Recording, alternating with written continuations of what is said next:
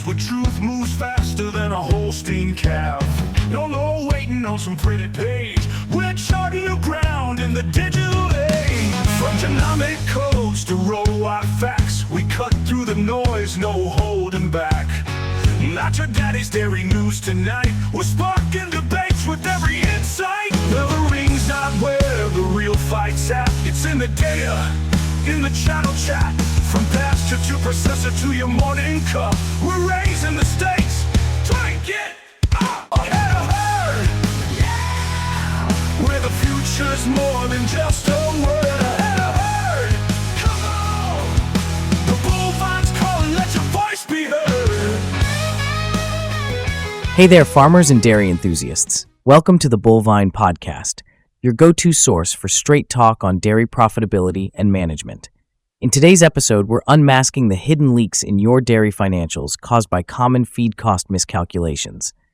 These aren't small errors. They're costing you serious cash. We'll break down what's happening, why it matters, and how you can stop the bleeding. So, grab your coffee and let's dig in. Welcome back to the Bullvine Podcast, the show that digs deep into the topics that matter to dairy producers. That's right.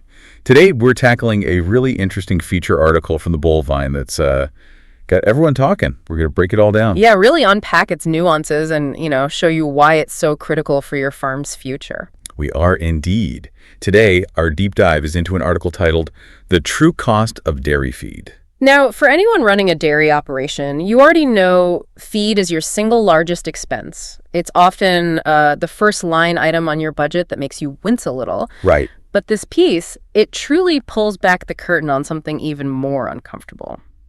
How many operations are fundamentally misunderstanding or, frankly, severely underestimating just how much they're truly spending on feed? Yeah, it's not just about the price per ton you pay, is it? No, it's about a cascade of hidden expenses, the subtle blind spots that accumulate silently, and frankly, just siphon away your profits without you even realizing it.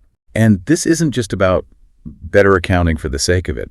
The article really hammers home that this isn't just some spreadsheet exercise. It's about the very survival and strategic decision-making capacity of your dairy. Especially in a marketplace that's becoming, increasingly unforgiving. Absolutely. In a market as volatile as dairy is right now, where margins are razor thin and milk prices can swing wildly by, double-digit dollars, knowing your true cost of production, especially your feed costs, is just critical. So our mission today is to illuminate these often overlooked financial leaks and, more importantly, offer you clear, actionable strategies to plug them. Exactly.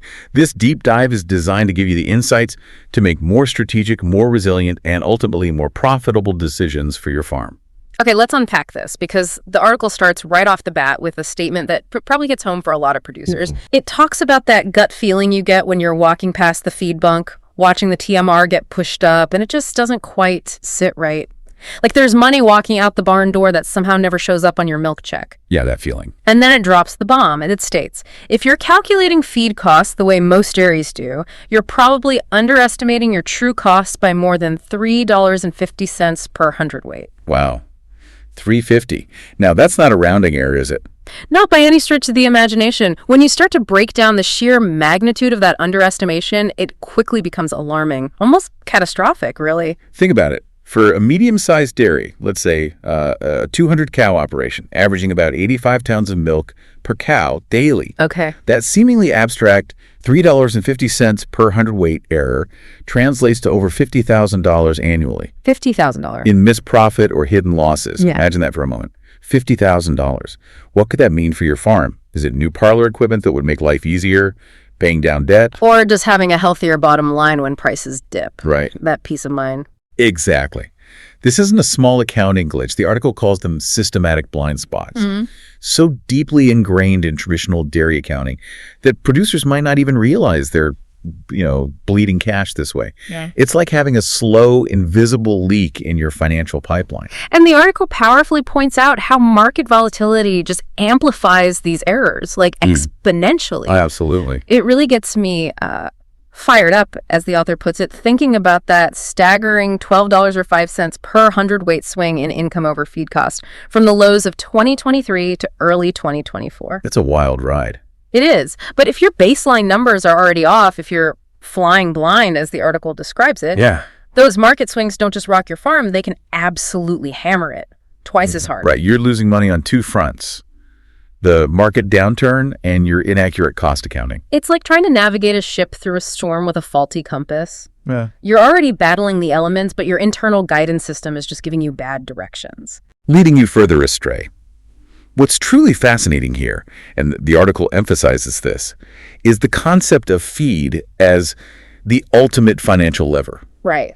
It's not just a cost, it's the cost. For most dairy operations, feed accounts for a massive 50-60% of total production costs, sometimes even over 70%. When you look at numbers like Illinois farms reporting nearly $3,000 per cow annually just on feed. $3,000 per cow. It quickly becomes clear why even a small error here is so devastating. Yeah, if feed is 60% of your total expenses, and you're off by just 5% in your calculation, Just 5%. that seemingly small error can effectively wipe out your entire profit for the year. It's a concept the article calls an accounting illusion. An illusion, yeah. Operations that appeared profitable on paper running what they thought were healthy margins. We're actually operating at a significant loss once their feed costing methodology was corrected and all these blind spots were revealed. That's the brutal math, isn't it? It forces you to question the very foundation of your business planning. So what does this all mean for your operation?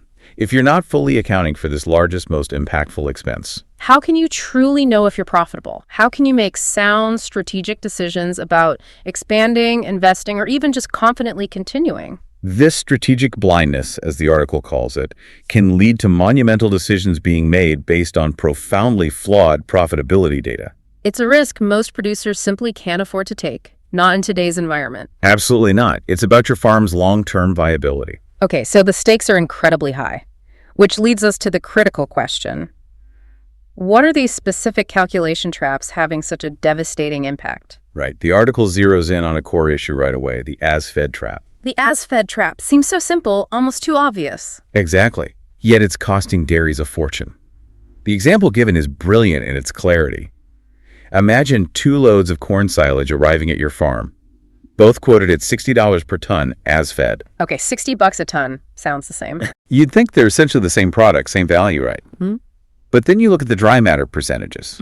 One load is 30% dry matter, the other is 40%. Ah, okay. Big difference. Huge.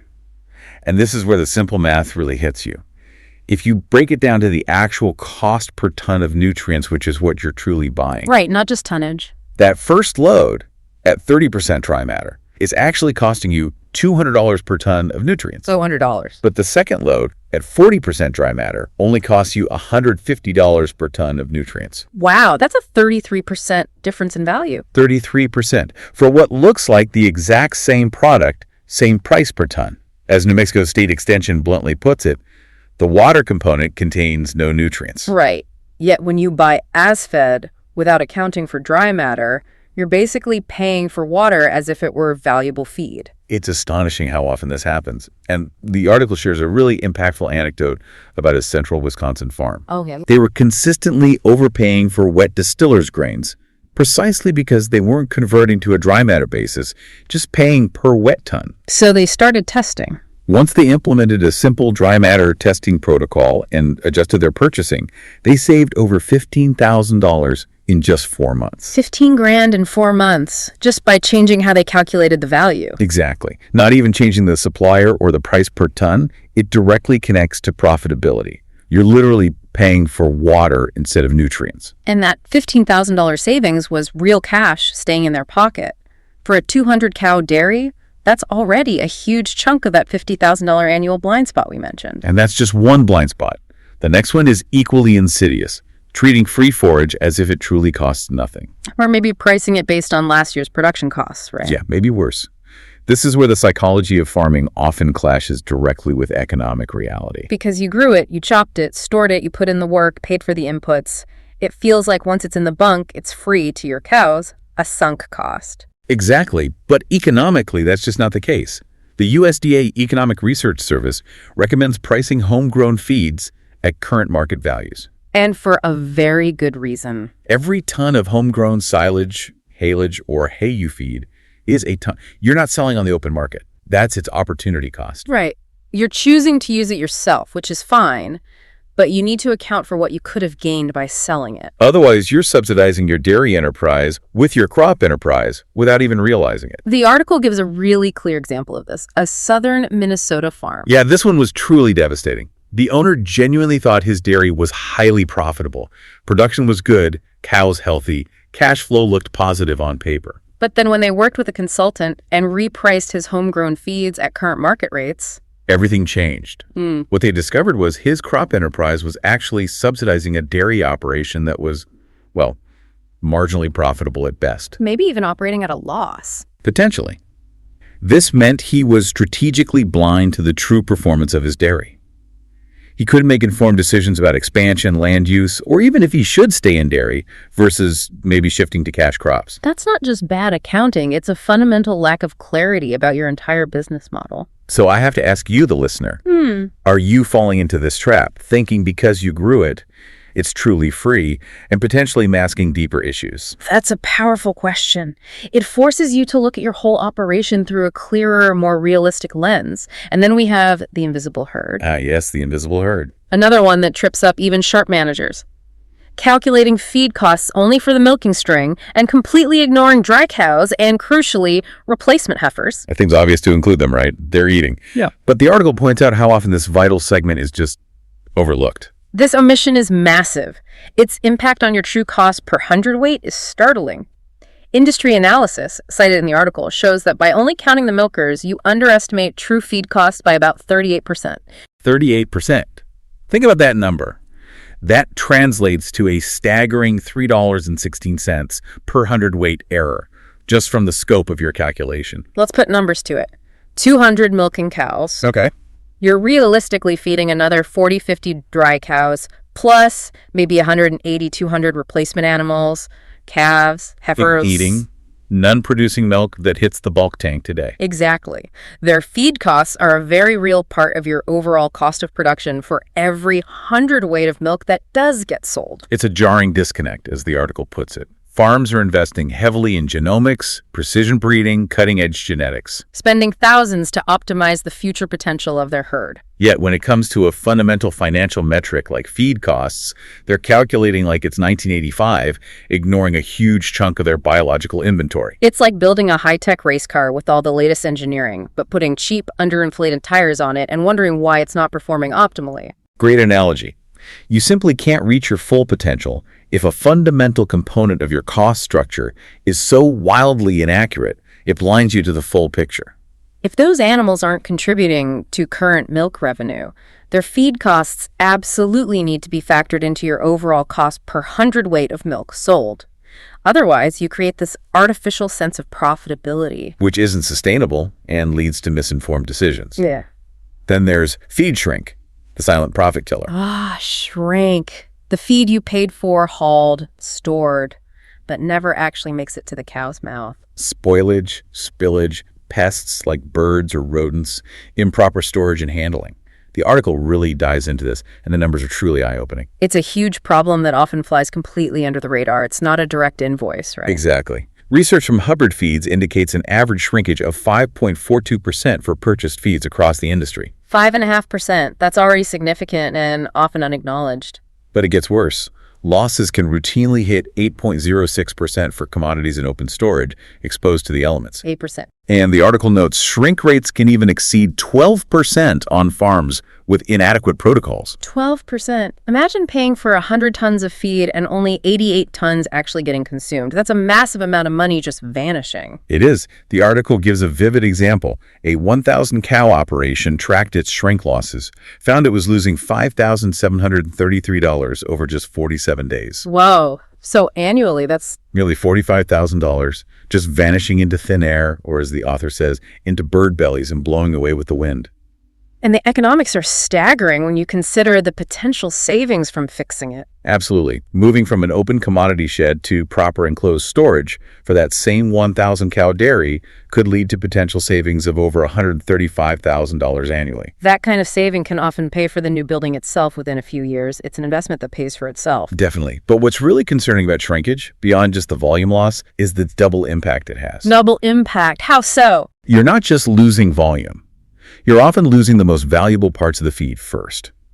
The lightest, most nutrient-dense particles. The expensive stuff often blow away or get picked out first. Ah, okay, so you're paying twice. Exactly. Once for the lost feed, and again because the remaining feed in your bunk is now an imbalanced ration compared to what your nutritionist formulated. Which then hits cow health, production, feed efficiency. A cascading problem undermines the nutritionist's work. It's like buying premium fuel and having half evaporate before it reaches the engine. And even when costs are calculated correctly, the article warns that good metrics go bad when feed efficiency is misapplied. Yes, this is something I see a lot. The classic mistake of using average feed conversion rates instead of focusing on marginal response. This is where it gets really interesting because it's subtle but crucial. It is, and it's where truly precise management shines. Average feed conversion tells you, broadly, how many pounds of milk per pound of feed across the whole herd. Useful benchmark. Marginal response, however, asks, what additional milk do I get from the next additional pound of feed I give a cow? It's about the return on the very last unit of feed. Which is what matters when you're considering pushing for more production. Right. The article gives the example of a producer who thought adding 2 pounds of concentrate would yield 6 additional pounds of milk based on his average rate.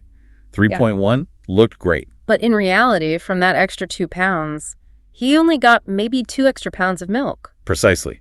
His marginal feed rate for that increment was now 1.1, tripling his marginal feed cost per pound of milk. So instead of a profitable margin, he was barely breaking even, maybe even losing money. He was making decisions based on incomplete or misleading data, thinking he was gaining efficiency when he was just increasing costs with minimal return. That's where profitability is won or lost at the bunk. And some operations, chasing impressive average numbers, push this even further. Yeah, without considering the broader economics or animal welfare, the article highlights the danger of pushing cows so hard they start milking off their backs. Sacrificing body condition, energy reserves, future fertility for short-term, potentially misleading gains. It's a critical point.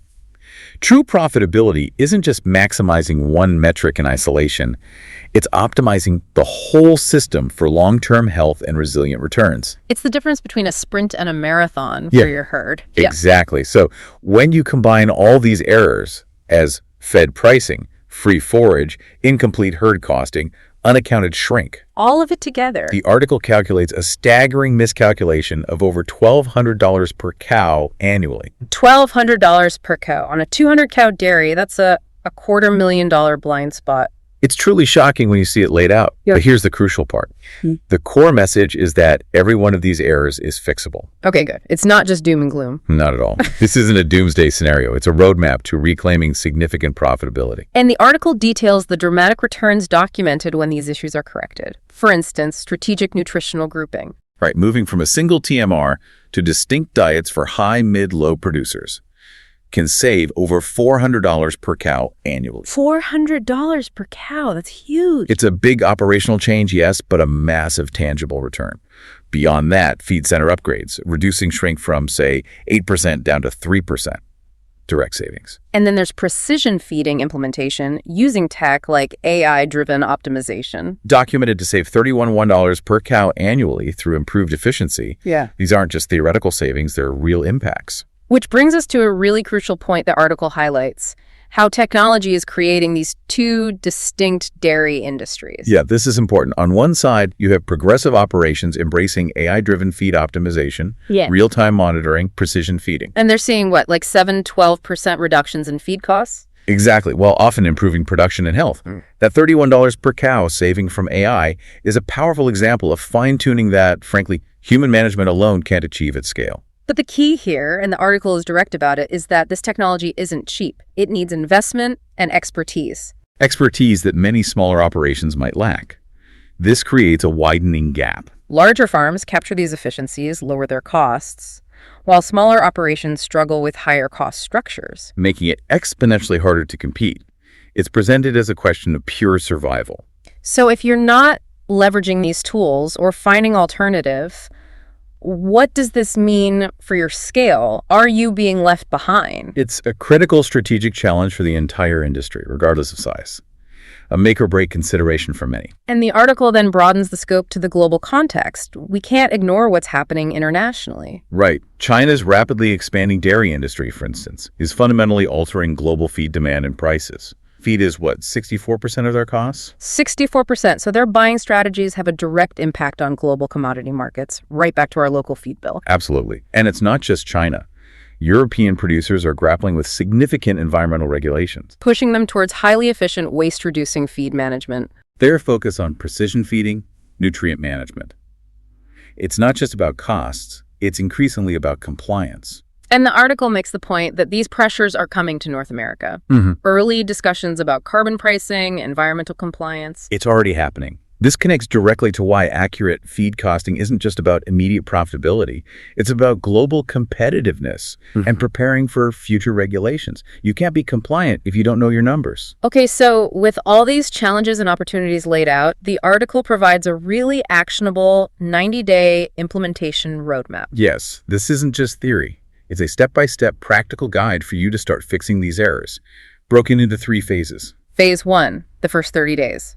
Foundation building. What does that involve? Start by auditing your current method.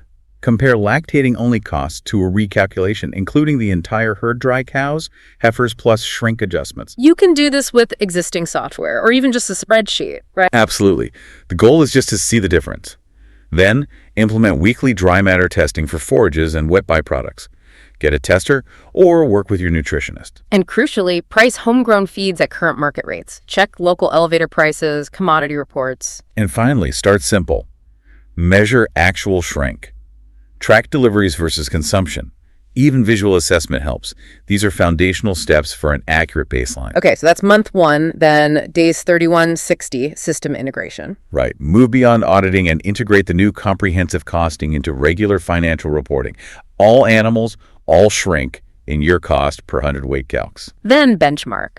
Compare your numbers to industry standards like that University of Minnesota FinBin data, $10.38 per hundredweight average for 2023. See where you stand. At this stage, evaluate technology needs too.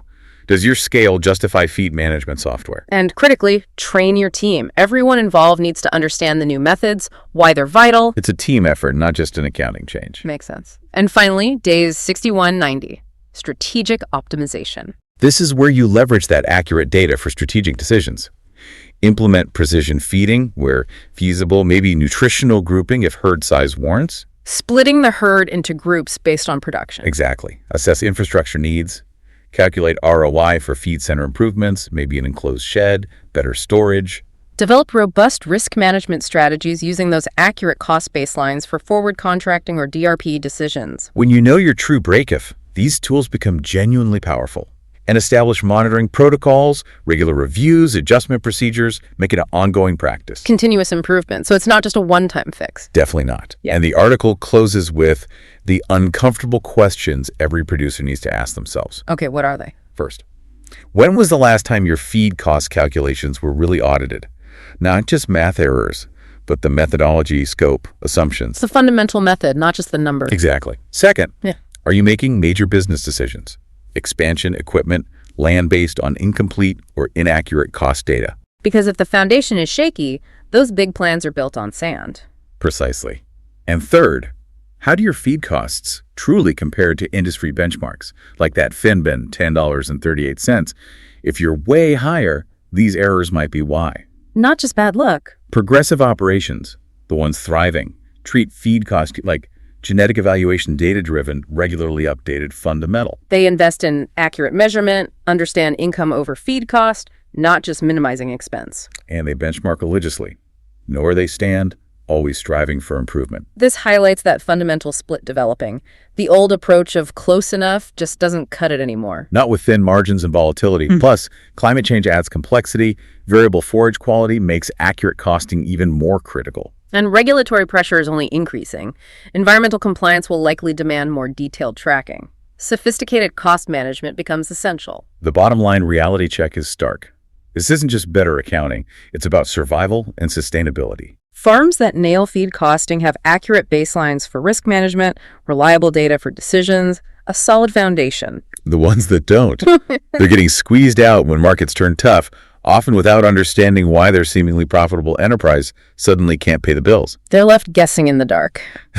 So here's the article's challenge, direct to you, the listener. Calculate your feed costs using the comprehensive method.